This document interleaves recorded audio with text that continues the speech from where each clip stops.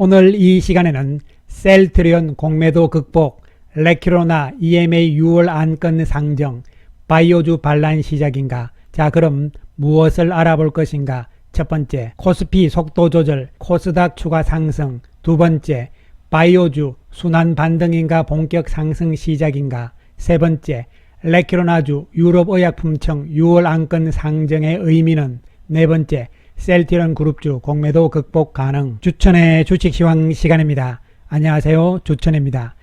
미국 시장은 눈치 보기가 연출이 되었습니다. 다우지수는 0.36포인트 하락, 나스닥 지수는 0.49포인트 상승하면서 서로 엇갈리는 모습이 연출이 되었습니다. 다우지수는 역사적인 고점을 앞둔 상태에서의 속도 조절의 모습이고, 나스닥은 직전 고점을 돌파를 하면서 올라오는 모습이죠. 그렇습니다. 미국 시장도 마찬가지고 우리 시장도 마찬가지고, 지금 눈치 보기 장세가 나타나고 있는 것은 6월 16일 날 미국의 FOMC, 그리고 이에 따른 테이퍼링에 대한 우려, 이런 것들이 지금 시장에 작용을 하고 있는 상황으로 볼 수가 있겠습니다.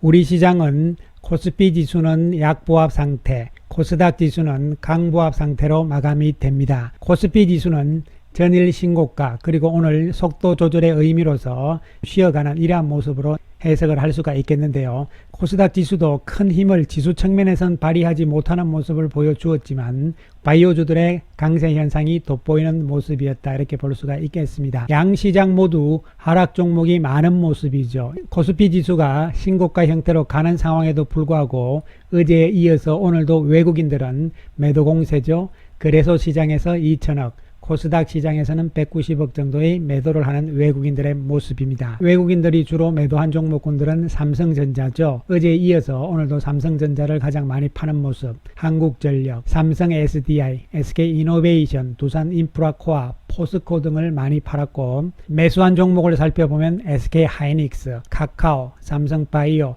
HMM, 기아, 셀트리온, 그리고 셀트리온 헬스케어, 셀트리온 제약이 들어가 있죠. 이렇게 해서 셀트리온 그룹주들이 다 들어가 있고, LG화학, 현대차, 이러한 모습으로서 외국인들이 매수를 많이 하는 15개 종목에 들어가 있습니다. 지금 외국인들은 무엇보다도 월요일, 어제, 오늘 화요일 이틀 동안 매도를 보이고 있는 상황인데요. 그것은 내일 수요일이죠. 그리고 목요일 선물 옵션 쿼드러플 위칭데이잖아요. 내 마녀의 날이다, 이렇게 되는데요. 이에 따라서 만기를 앞두고 있는 시점에서의 외국인들이 미리 선매도로서 포지션을 정리해 나가는 과정으로 해석을 할 수 있는 부분이 되겠습니다. 따라서 요 만기 이전까지는 외국인들이 소극적인 상태로 나올 겁니다. 그러나 만기가 지난 이후에는 적극적인 매수의 형태로 전환될 가능성은 여전히 높아 보이는 상황으로 해석을 할 수가 있겠습니다. 오늘 주요 종목군들의 움직임을 살펴보면 삼성전자가 보합선으로 마감이 됩니다. 모양상으로는 옆으로 좀 세우는 모습이죠. 조금 더 기간 조정은 나올 것으로 예상이 됩니다. 카카오는 전일에 이어서 오늘도 강세 현상을 보여주면서 상승 추세를 계속 유지하면서 다시 또 신고가의 형태로 나아가고 있는 상황이죠. 외국인들이 289억의 매수 우위를 보입니다. 카카오가 성장주 쪽에서는 선도주자로서 미리 치고 나가는 모습을 다시 보여주고 있는 상태. 현대차도 오늘 좋은 모습이죠. 외국인들의 89억 매수 우위입니다. 공매도 비중은 그렇게 많은 상황들은 아니다, 이렇게 보이고, 장중에 많이 밀렸지만 또 끌어올리잖아요. 큰 조정은 잘 안 나오고 있는 상태이긴 합니다. 그러나 현대차도 여기서는 조정이 나온다면 오히려 기회가 될 수 있을 것이라는 측면에서 긍정적인 평가가 되어야 될 것으로 보이고요. LG화학은 바닥이죠. 완전 바닥에 놓여 있는 상태이기 때문에 외국인들이 99억 순매수, 바닥권 다지기가 좀 더 이어질 것으로 예상이 됩니다. 지금 전체적으로 우려하고 있는 것은 10일 날 미국의 소비자 물가지수가 발표가 되는 것이거든요. 이에 따르면 눈치 보기가 나오면서 이것이 테이퍼링과 연결이 되는 심리적인 구조잖아요. 지난주에 나왔던 미국의 고용지수를 보시면은 실업률이 지금 줄어들고 있죠. 파란색 선을 보시면 돼요. 실업률이 줄어들고 있는 상황으로서 좋은 상황이죠. 경기가 좋다는 이야기죠. 4월 실업률이 6.1%였는데 5월 실업률은 5.8%로 줄어들고 있는 상황이 나옵니다. 여기다가 이제 물가까지 크게 올라가면 우려되는 것이 아니냐 하는 이러한 심리들이 나오고 있는데요. 결론적으로 말씀드리면 소비자 물가는 계속적으로 올라갈 가능성이 높아 보이는 상황이죠. 최근에 계속적인 상승세가 나오고 있잖아요. 특히 4월 달에 소비자 물가가 4.2% 상승이었거든요. 근데 이번 5월 달에 10일 날 발표가 됩니다. 예상은 4.7%인데 이 예상보다 훨씬 높은 수치가 나오면은 조금 시장이 다시 한번 조정에 들어갈 가능성은 있는 상황이지만 큰 흐름 측면에서는 이 역시 소비자 물가가 올라간다는 것은 그만큼 경기가 살아난다는 의미이기 때문에 일시적인 조정이 나오겠지만 큰 흐름 측면에서는 상승 기조라는 측면에서 접근이 필요해 보이는 상황이죠. 따라서 계속적으로 강조 말씀을 드리고 있습니다만은 경기가 살아나고 있는 상황들이 증거로 나오고 있기 때문에 결론적으로 테이퍼링은 지금부터는 준비 단계에 들어가 있는 상황으로 볼 수가 있는 것이죠. 이번 6월 16일 FOMC에서 테이퍼링에 대한 언급이 논의가 나올 것이고 8월 달에 공식적인 언급 그리고 12월 달에 공식적으로 발표를 하게 되면은 2022년부터 이제 테이퍼링이 실행이 되는 것이죠. 테이퍼링은 국채 매입을 점진적으로 축소하는 것이잖아요. 이런 과정들이 나오면서 2022년 연말 아니면 2023년에 금리 인상이 나올 것이다. 이런 측면에서 이제 스케줄이 어느 정도 나오는 상황이기 때문에 시장은 불확실성보다는 어느 정도 확실하게 좀 나오는 것을 좋아하잖아요. 6월 16일 날 FOMC에서 이러한 어떤 예상대로의 시나리오가 나오게 된다면 시장은 크게 영향을 받지 않을 것으로 예상이 되는 부분이 되겠습니다. 따라서 심리적인 측면에서 이 부분은 더 이상 크게 우려할 상황은 아니고 경기 측면에서의 큰 흐름을 보자 이러한 관점에서 언급을 드리겠습니다. 이에 따라서 우리 시장은 코스피 지수는 신고가 형태에서 속도 조절에 오늘 들어가는 모습을 보여주고 있습니다. 이러한 가운데서 주도주의 흐름이 바뀌고 있다는 말씀을 계속적으로 강조를 드리고 있는 것이죠. 1번, 2번이 올해 들어서 1번이 제일 먼저 올라가는 상황이었죠. 그리고 2번이 올라가고 있는 상황이고 백신으로 인해 가지고 소비재라든가 이쪽에 여전히 좋습니다. 그렇기 때문에 여기서 끝난 것이 아니라 추가적으로 더 갈 수는 있지만 올해 들어서 그만큼 오른 상태이기 때문에 조정의 가능성을 이야기하는 것이고 이러한 조정을 틈타서 자연스럽게 이제 바톤 타치가 되는 것이죠.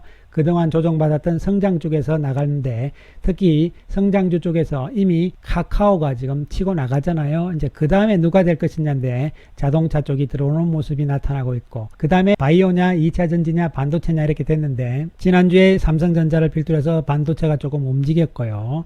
오늘부터 이제 바이오주들의 강세가 나타나고 있는 상황입니다. 따라서 시장 구도는 성장주 쪽에서 순환을 해가는 구도가 나타날 가능성이 높다는 측면에서 초점을 맞춰 나가 주시기 바라겠습니다.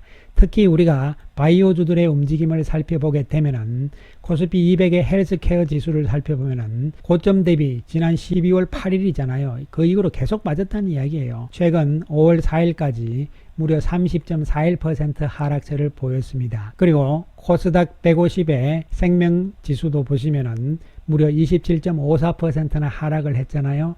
그 문제는 그 이후에 올랐느냐 이거죠. 요 정도 지금 올라와 있는 상태고 특히 코스닥 쪽의 바이오는 거의 오르지도 못한 상황이죠. 이러한 상황에서 이제 오늘 조금 출발하는 모습이 연출이 됩니다.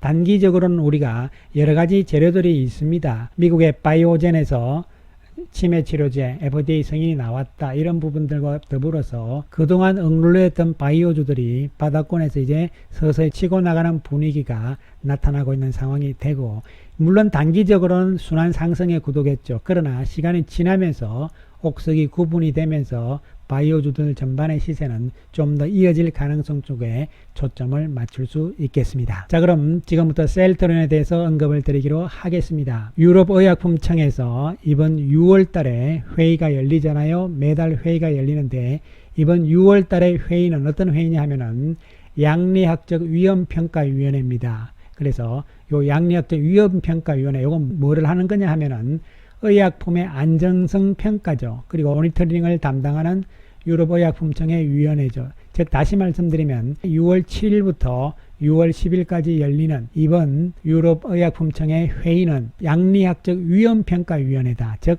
의약품을 안전성을 평가하는 위원회다. 이렇게 해석을 하시면 되겠습니다.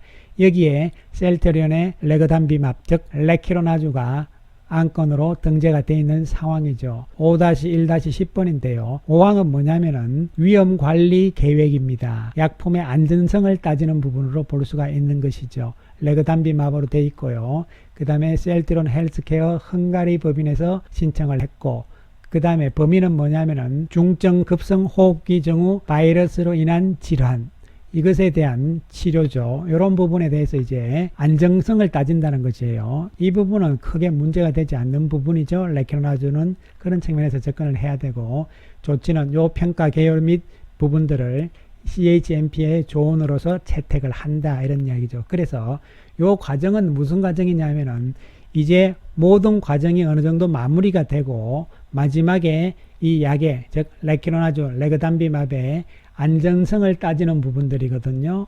요 과정을 거치게 되면 마지막 단계에 이제 넘어가는 것인데, 그것은 이번 6월달이 아니고 다음 달쯤 돼야 되는 것이죠. 이런 측면에서 요번 6월달에 요 부분들이 완전히 성인이다, 허가다, 이런 개념은 아니라는 측면에서 접근을 해 주시기 바라겠습니다. 그러면은 이 레키로나주가 언제 그러면 유럽에서 허가가 나오느냐, 이런 부분들이잖아요.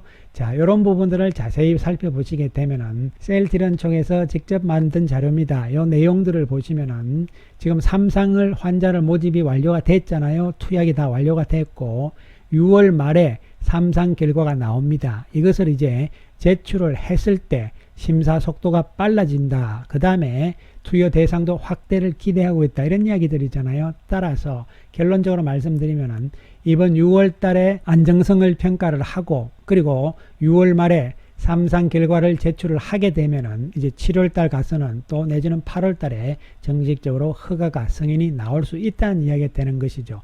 물론 이 허가가 나오지 않더라도 국가별로는 계속적으로 사용할 수 있다는 국가별 동정적 사용 프로그램이 계속적으로 진행이 되고 있기 때문에 굳이 허가가 나오지 않더라도 수출 계약은 이루어질 수 있는 것이죠. 그러나 허가가 나온다면은 이것이 더 가속화될 가능성이, 빨리 될 가능성이 있다. 이런 측면에서 접근을 하시면 되겠습니다.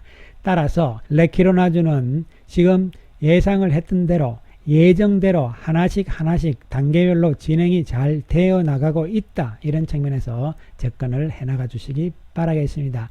그리고 오늘 셀트리온의 두 번째 재료는 램시마 SC 부분이잖아요. 2조 원 시장 규모의 캐나다 출시다, 이렇게 되어 있는데요. 내용들 구체적으로 핵심을 보시면은 캐나다 현지 법인을 통해서 직접 판매가 되는 것이고요.